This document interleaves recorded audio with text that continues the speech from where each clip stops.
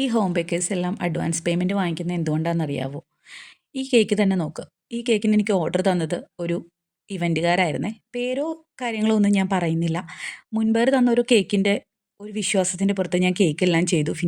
ഒരു 1/4 ഭാഗം ഫിനിഷിംഗ് ആയപ്പോൾ ഞാൻ കേക്കിൻ്റെ പിക്ക് ഇട്ട് കൊടുത്തു. അപ്പോൾ അവരെൻ്റെ അടുത്ത് പറഞ്ഞു, ചേച്ചി ഇതെല്ലാം കളർ ഞങ്ങൾ ഉദ്ദേശിച്ചത് മാറ്റി തരുമോ എന്ന് ചോദിച്ചു. അപ്പോൾ എൻ്റെ മിസ്റ്റേക്ക് ആണല്ലോ. ഞാനതെല്ലാം മാറ്റി റെഡിയാക്കി സെറ്റാക്കി പിറ്റേ ദിവസം തന്നെ കേക്ക് ഒരു ഓട്ടോ ചേട്ടൻ്റെ കയ്യിൽ, നമ്മൾ സ്ഥിരമായിട്ട് കേക്കൊക്കെ കൊടുത്തിടുന്ന ചേട്ടൻ്റെ കയ്യിൽ കൊടുത്തു വിട്ടു. കേക്ക് സേഫായിട്ട് എത്തി.